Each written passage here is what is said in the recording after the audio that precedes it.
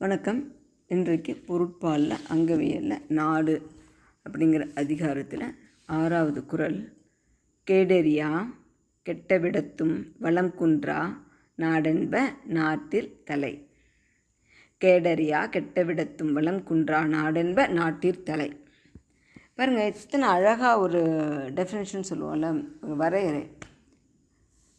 அதாவது கேடரியா அப்படின்னா அந்த நாட்டில் கேடு அப்படிங்கிறதே அவங்களுக்கு தெரியாது. கேடுன்னு எந்த வகையான துன்பமும், ஒரு இயற்கை சீற்றத்தினால் இருக்கட்டும், பகைவர்களால் இருக்கட்டும், அல்லது உட்பகையினால் இருக்கட்டும், அந்த மக்களுக்கிடையில் எந்த விதமான ஒரு துன்பமும் இல்லாத நாடு கேடரியா.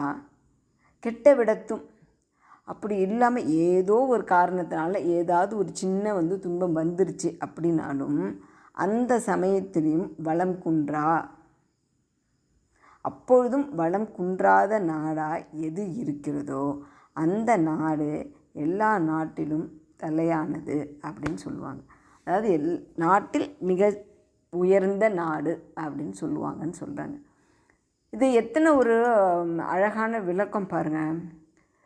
என்னென்னா, இப்போ நம்ம மனித வாழ்க்கையுமே நீங்கள் இப்போ யோசனை பண்ணி பார்த்தீங்களா, தனி மனித வாழ்க்கையுமே பார்த்தீங்க அப்படின்னா அப்படி தான்.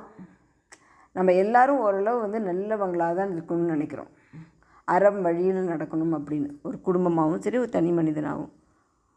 அப்படி இருக்கும் பொழுது நம்ம அப்படி எல்லார் சமயத்துலையும் நடந்துருச்சு அப்படின்னா ரொம்ப சந்தோஷம்.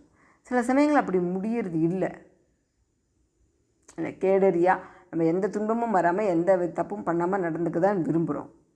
கெட்ட விடத்தும் ஏதோ நம்மளே அறியாமையோ அல்லது சூழ்நிலைக்காக சின்ன தவறு நடந்தாலும் வளம் குன்றா, நம்ம அதிலேருந்து மீண்டு வரத்துக்கோ அல்லது அந்த சமயத்துலேயும் நம்மளுடைய வாழ்க்கை முறையை மாறாமல் வைத்துக்கொள்வதற்கும் உரிய அந்த மனப்பக்குவம் இருந்ததுன்னு வச்சுக்கோங்களேன், நம்மளுடைய வாழ்க்கை மற்றவர்களுடைய வாழ்க்கையை விட சிறந்தது அப்படின்னு நம்ம கண்டிப்பாக சொல்லலாம், இல்லைங்களா?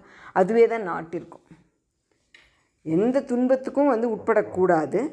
அப்படி ஏதாவது ஒரு துன்பம் வந்தாலும் அந்த துன்பத்திலேருந்து சுதாகரித்து வெளியில் வருதுன்னு சொல்கிறோம் இல்லையா, அப்படி வர்றதுக்கு அதுக்கு நேரமே ஆகாது. அத்தனை வளம் எப்போவுமே இருந்து அந்த வளம் குன்றாத நாடு தான் நாட்டில் தலை சிறந்தது, எல்லா நாடுகளிலும் தலை சிறந்த நாடு அப்படின்னு சொல்கிறாங்க. இந்த கேடு அறியாது எதனால் அப்படின்னாக்கா, அந்த நாட்டை ஆளுகின்ற மன்னனுடைய ஆற்றல், இன்னொன்று இந்த கடவுள் நம்பிக்கை, இன்னொன்று அறவழி நடத்தல். இந்த 3 செயல்களாலும் கேடு அறியாத வரும். வளம் குன்றாமல் எப்படி இருக்கும்? அவங்களோட வயல், அப்புறம் தோட்டங்கள் அந்த மாதிரி இருக்கு இல்லையா, அதிலிருந்து விளைகின்ற பயிர்கள். வளம்னா அது மட்டும் இல்லை, அவங்ககிட்ட இருக்க சுரங்கங்கள், நாட்டில் இருக்கின்ற ஆறுகள், மலை வளம், அந்த மலையிலேருந்து வருகின்ற ஆறு, அதே போல் நிறைய ஏரிகள், கடல், அந்த கடல்லேருந்து கிடைக்கின்ற முத்து போன்றவை, இந்த மாதிரி எல்லா வகையான வளங்களும். அந்த வளங்கள் எப்போவுமே குன்றுவதில்லை. அப்படி இருக்கும்பொழுது அந்த நாடு எந்த ஒரு இயற்கை சீற்றமாக இருந்தாலும் சரி, எந்த ஒரு இடையூறு இருந்தாலும் அந்த இடையூறு இப்படின்னு தூசு தட்டுற மாதிரி தட்டிட்டு மீண்டு எழுந்து வந்துடும்.